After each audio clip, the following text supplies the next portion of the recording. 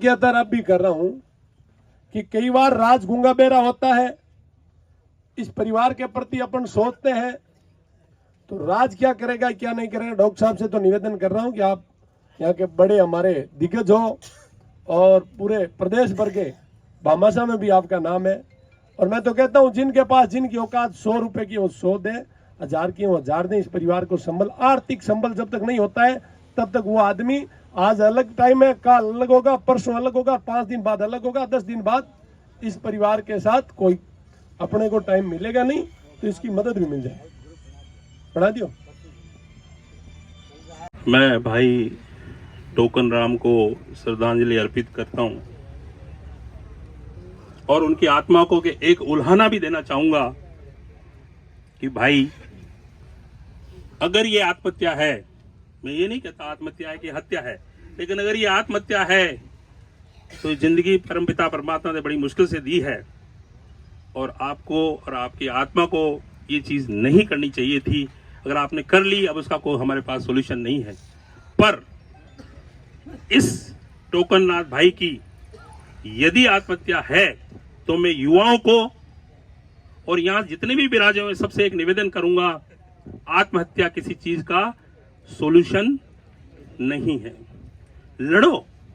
अभी मंगनी राम जी को मैं ऑनलाइन देख रहा था, कह रहे थे लड़ो भाई लड़ो, किस बात, क्या तकलीफ है, कोई परेशानी तो उसका सॉल्यूशन निकालो। परिवार में कोई तकलीफ है, पैसे की कोई तकलीफ है तो अपने आप को इंप्रूव करो। ऐसे आत्महत्या कोई सॉल्यूशन नहीं है। तो मैं सबसे पहले आज इस मौके पर भाई टोकन राम को दोबारा श्रद्धांजलि देते हुए सभी लोगों से हाथ ऊपर करके एक निवेदन करना चाहूंगा कि कभी भी कोई भी भाई, कोई भी रिश्तेदार इस आत्महत्या के मामले को कभी भी अपने जीवन में नहीं लाएगा। मैं आप लोगों से एक हाथ ऊपर करके निवेदन करना चाहूंगा, हम कभी भी आत्महत्या जैसे घृणित काम को नहीं करेंगे। धन्यवाद। अब बात आती है कि हम 4 दिन से यहां बैठे हैं। एक कहावत है, भलो भलो का छोड़ दे खोटे ग्रज अपदान। आप सभी लोगों ने शनि महाराज की पूजा की होगी। वजह,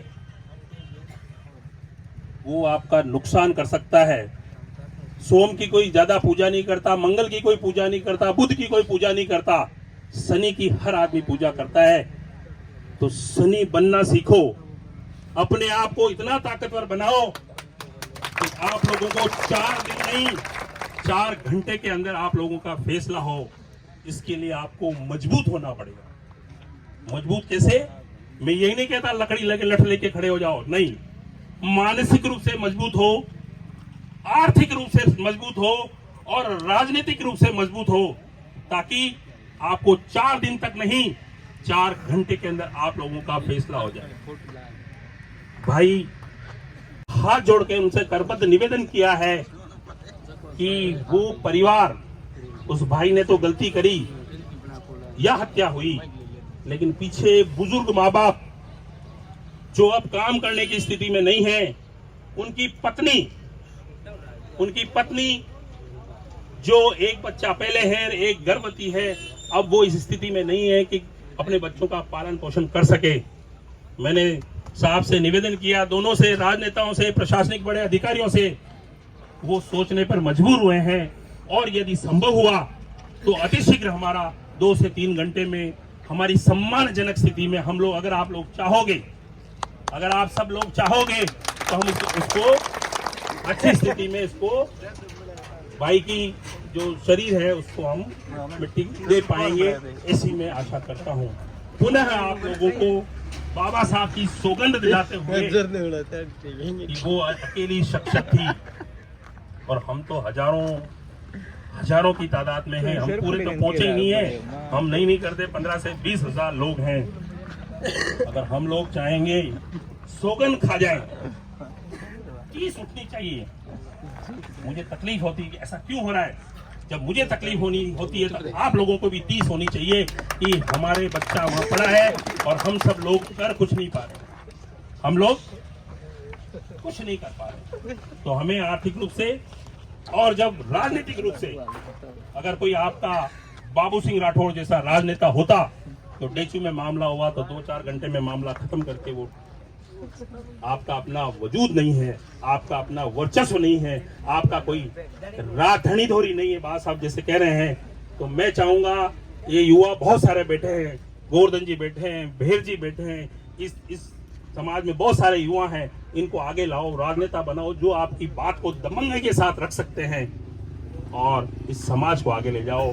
पुनः मुझे दुख है और पीड़ा भी है कि वो भाई हमारे बीच नहीं है। और दूसरी पीड़ा ये है कि आज हम बापड़े हैं, आज भी हम बापड़े हैं, हमारा कोई धड़ी धोरी नहीं है। इसलिए एक कहावत है कि काम सिधारो तो डीला पधारो। तो अगर कुछ करना है तो खुद को आगे आना पड़ेगा, अपने समाज को ऊपर उठाना पड़ेगा, शिक्षा के क्षेत्र में, अर्थ के क्षेत्र में और राजनीति के क्षेत्र में। इसी आशा विश्वास के साथ पुनः भाई को श्रद्धांजलि देते हुए आप लोगों को